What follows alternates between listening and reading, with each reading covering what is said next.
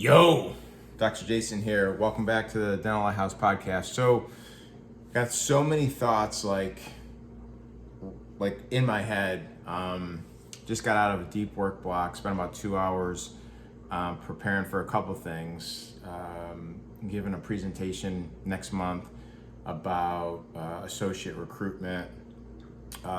Preparing for some one-on-one coaching calls tomorrow, and the docs have told me that they want to talk about partnership. And then last week I did a really good, well, I think it's really good, interview with just a super top-notch guy who works for a consulting and coaching company that specializes, and one of the things they specialize in is partnership models. And I'll share that podcast here in the coming weeks, but in an effort to just kind of unpack a lot of this stuff, I wanted to just riff with you guys for a little bit about some of the things I think you should be thinking about when you're considering partnership, or more importantly, when you're considering optimal associate retention, because it's very, very clear. There is nothing that is more expensive for our organizations when compared to associate turnover. And if you have to constantly deal with associate turnover, you're never gonna get to where you want to be. So I'd love to just unpack a couple things here of how do we keep associate turnover low? How do we retain great associates? And the answer is it depends, and it's not always partnership. So let's start from the beginning. What is a decent standard associate deal? Well, it's the stuff that you guys all know, right? It's a percent of adjusted production, typically anywhere from 30 to 35%, and that's negotiable. It's a fair daily minimum that usually, depending on geography, but that could range anywhere from $500 to $1,500.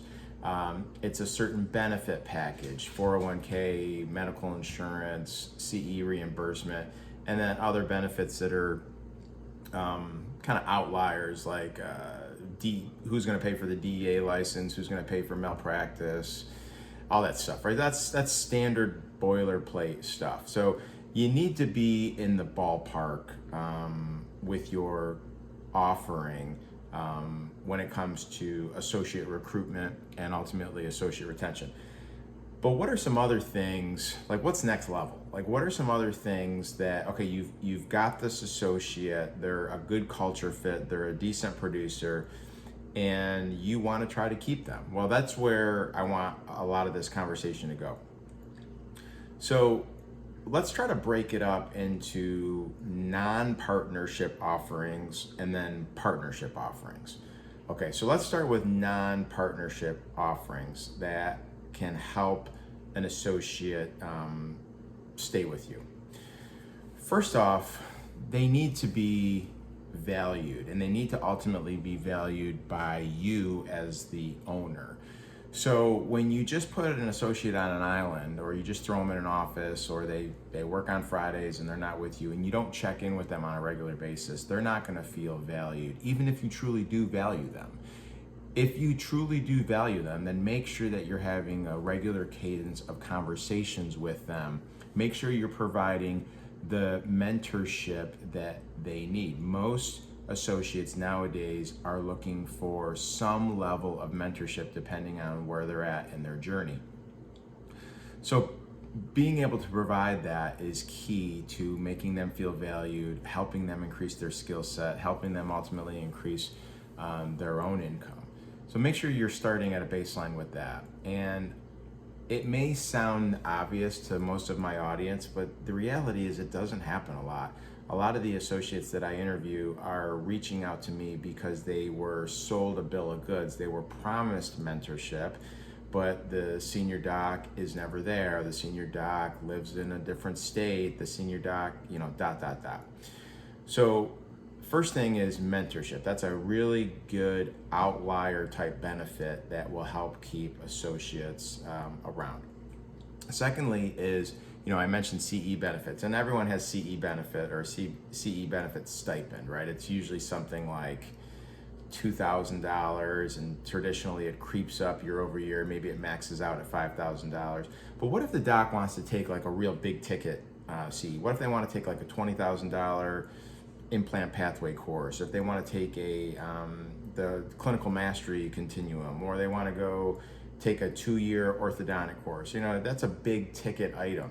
And what I hear from associates that I interview is they've gone to their founder doc or senior doc, owner doc, and wanted to go to those things, and the owner doc wouldn't even consider paying for it. The senior doc ultimately says, well, you have a certain amount yearly CE stipend, use that, and the rest is on you.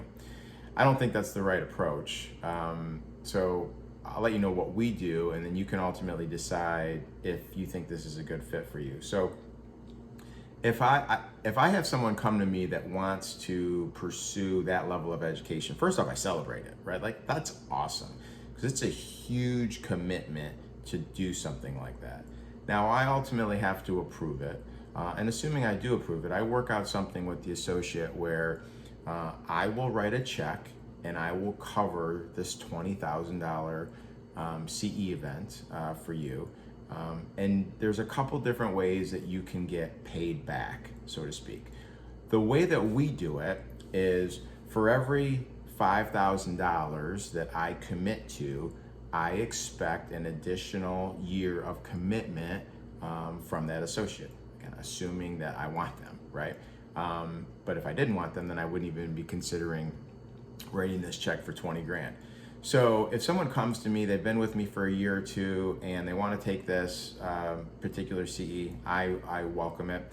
I'll write the check, and then we draft up a amendment to the contract where it says for every $5,000 that I've paid, they dedicate themselves to a year of additional employment through us.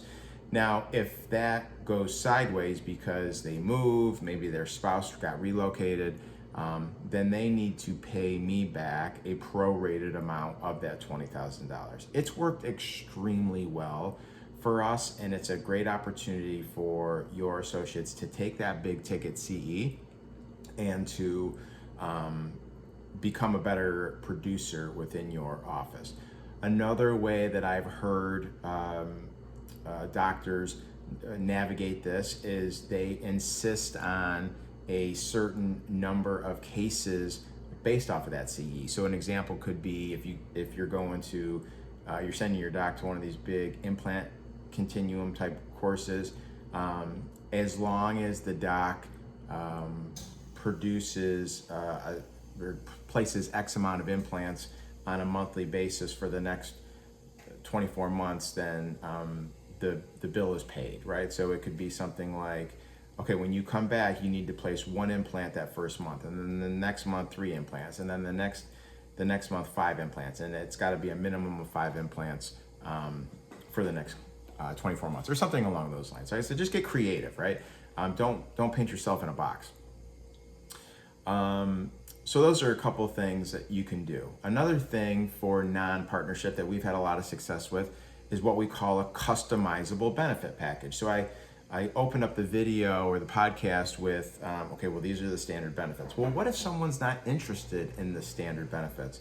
What if they don't believe in 401k? What if they don't need medical insurance because their spouse has it? This happens, right? And you don't know until you ask questions. So what we've done, because we ask questions and we try to listen to the answers, is we've developed what we call our customizable benefit package. So you do you, but just kind of unpack what we do. We take 2% of the doctor's adjusted production. So just to keep the math simple, let's say they do $100,000 a month in production. So we take 2% of that and we put it in a benefit bucket. And the doctor can choose however they want to use the money in the benefit bucket. Now it could be things like additional CE, it could be certain levels of equipment that they want to purchase, it could be cash distributions. It could be to pay their cell phone bill. It could be an automobile.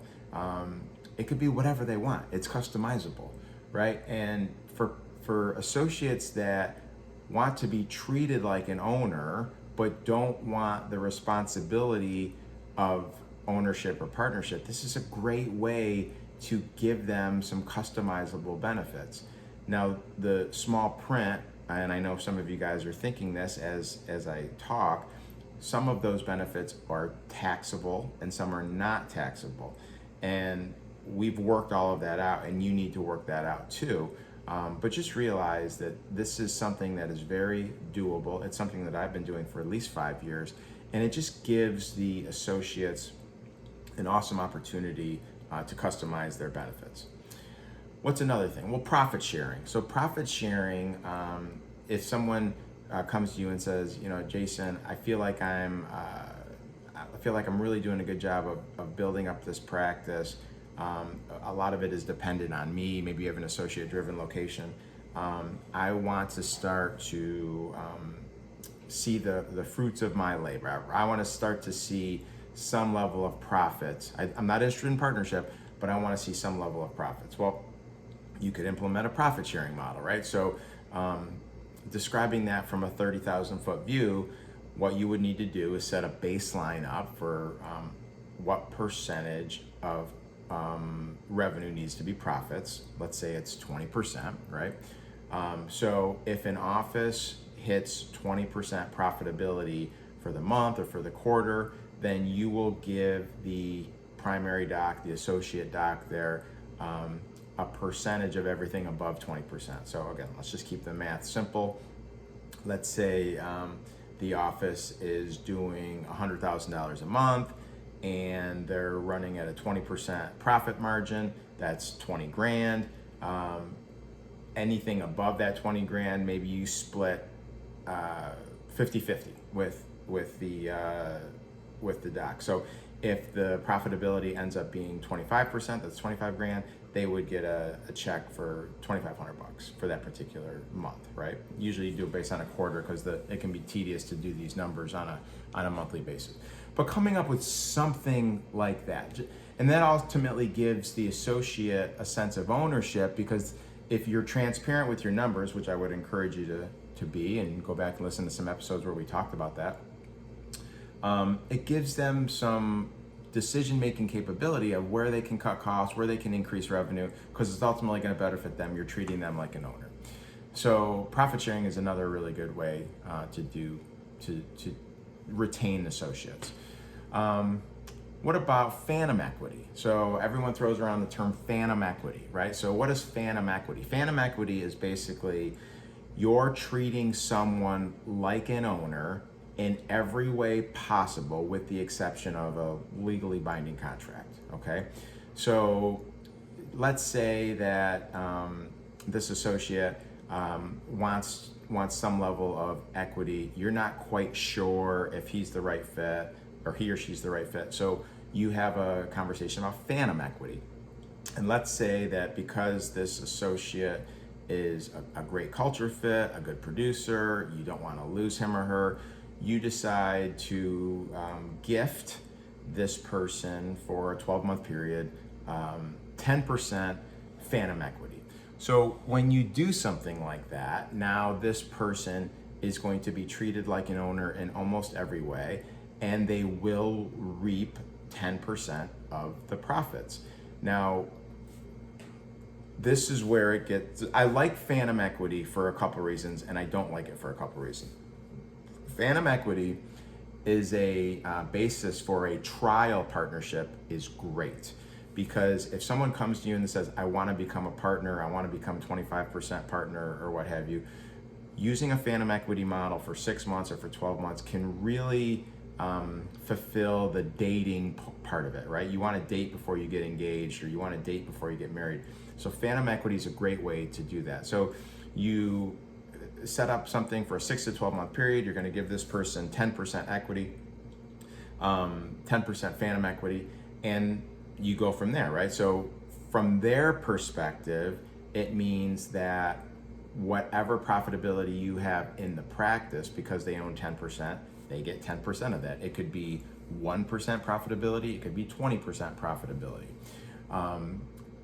You, on your side, if you're expecting this person to have responsibilities that are away from the chair, leadership responsibilities, maybe a clinical director level of responsibility, then this also allows you and the associate, the one you're giving phantom equity to, an opportunity to manage those expectations, and you start to see how they're going to be as a partner. So let's just unpack this a little bit more. So a doc comes to you and says, okay, I would love to buy in 25% of this practice. Okay, perfect. And you're interested in that, right?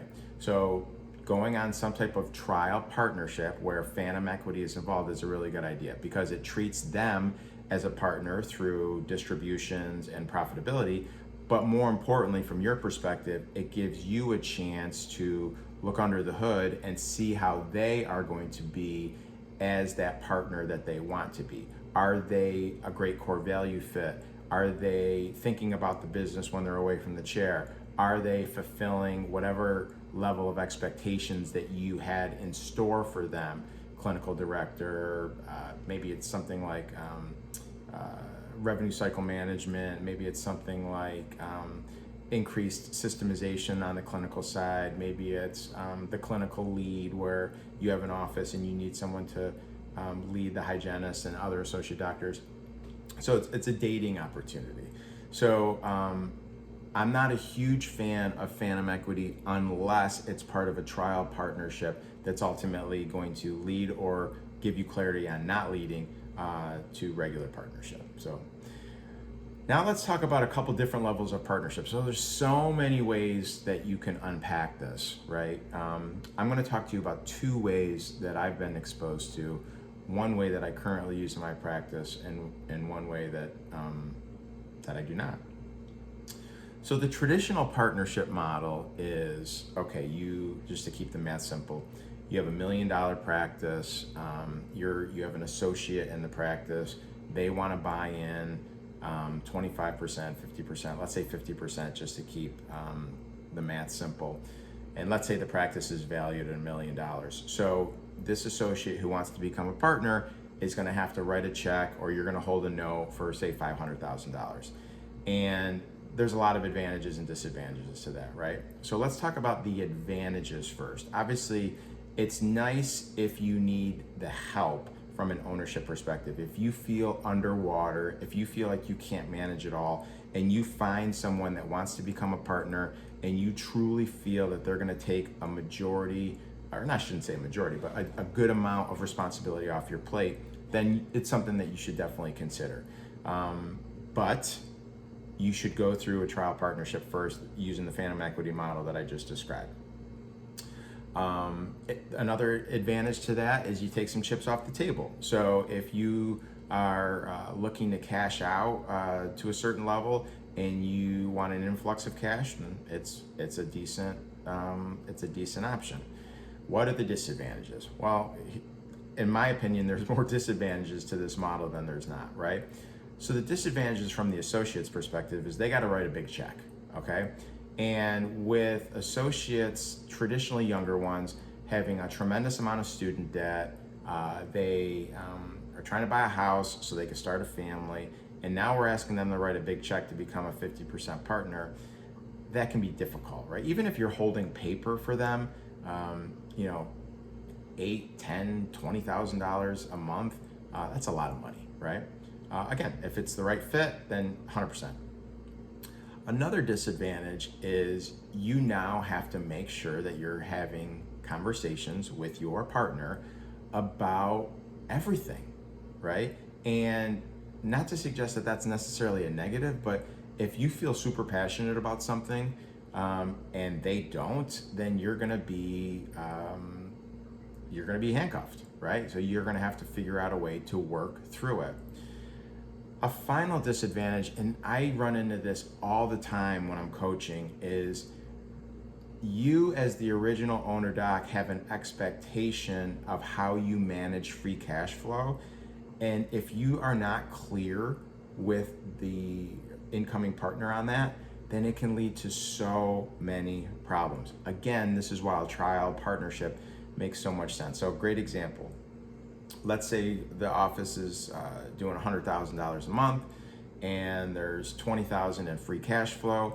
So you take that $20,000 in free cash flow and you do some things with it. You pay down debt. You reserve money for taxes. You try to put some money away for future capital expenditures so you can pay cash for them. You put some money away in a rainy day fund in case we have another COVID. And once you distribute that $20,000 into all those buckets I just described, there's really only say $5,000 left. And then that's the $5,000 that you take home as an owner. Well, your new partner may not have that mindset. May say, I want to leverage debt as long as possible. Let's refinance and make our debt payment even lower so we can take home bigger cash distributions. I'm not going to save for taxes. We can deal with that at the end of the year. So I don't want to put money in a tax bucket. I want to take that now. We don't need to put money away for capital expenditures. We don't need to put money away for a rainy day fund. I want that money. I need that money now. So let's take it out as an owner's distribution. And they're not wrong, right? It's just a philosophical difference. So if you have a certain philosophy that you live by and theirs is very different, which sometimes can go back to maybe they have a lifestyle issue, maybe they have an addiction issue, and they need the cash, then you guys are gonna constantly butt heads. So this stuff ultimately gets worked out during a trial partnership while you've offered them some phantom equity, and it gets put in contracts so there's no ambiguity about where free cash flow goes. There's a number of other advantages and disadvantages to a traditional partnership, but those are the major ones. I was just listening to a Dave Ramsey podcast, and he hates partnerships, and he's famous for saying the only ship that doesn't sail is a partnership. And I can understand why he says that, but the reality is, if you go through a really good trial partnership and you find the right person, it can be successful. Finally, I want to talk about our partnership model. It's called the RSU model. It's a restricted stock unit model, and it's the model that Perrin and I take a really, really deep dive on. We'll release that podcast here in the next couple of weeks. The RSU model, for me, checks a lot of boxes, right? So what are some of the advantages of the RSU model? Well, the RSU model is a situation where associates can earn equity in the organization. They don't have to write a check, right?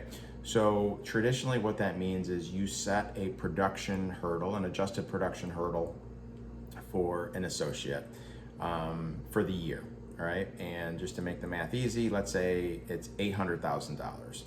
So your associate needs to do $800,000 to hit the hurdle. And for every dollar above $800,000, 20% of that gets turned into shares in the company. So if your doc does $1 million and the hurdle is 800, that's $200,000 over the hurdle. 20% of that is 40 grand. So they have now turned $40,000 into shares, okay? Now those shares are not vested right away, they vest over 5 years. But basically what we're doing is we're allowing the associate to earn equity in the organization. Now this model is extremely common in big law firms, big accounting firms.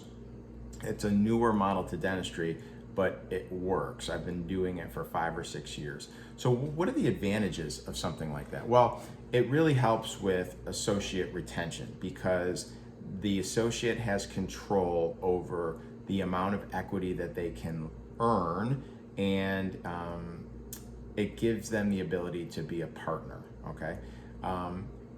It also gives them the ability to be a partner without some of the other partnership responsibilities that come with owning, say, a third of the practice or half of the practice or something like that. A lot of associates want to be partners, let's say in name only, but don't want to be responsible for all of the other stuff that comes with a traditional partnership. And this RSU model checks that box. So I have associates that want to become partners, that don't want to write a check, and that have the ability to earn equity in the organization. Now, will they ever earn enough equity to become like a 50% owner? No, absolutely not.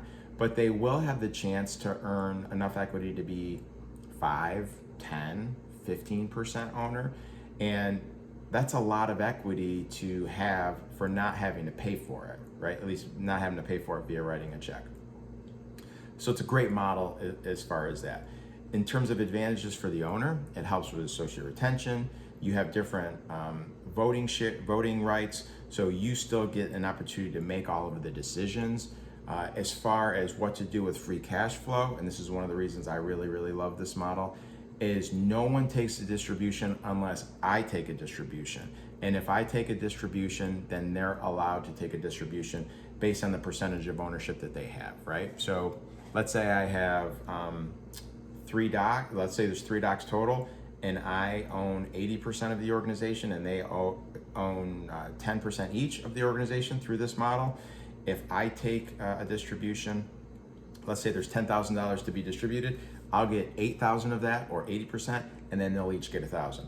But if I decide not to take a distribution because I want to put money into a rainy day fund, or I want to accelerate debt payments, then no distributions get taken that month or that quarter. So I love how it checks a lot of boxes for what we're trying to do. You can also set up some guidelines as to what percentage you as the founder can get diluted to, right? So you don't want to have some of these super producers just killing it, and then all of a sudden you own 60% of the company, whereas a few years ago you owned 100%. So obviously there's a lot of checks and balances that have to go into this type of system, but it's one that I would ask you to consider if the growth of your organization is going to be independent of your clinical ability. So you need associates to grow to fulfill your vision. If you plan on growing at a specific rate, usually 15 to 20% year over year, and you need new associates and you need to retain associates in order to do that.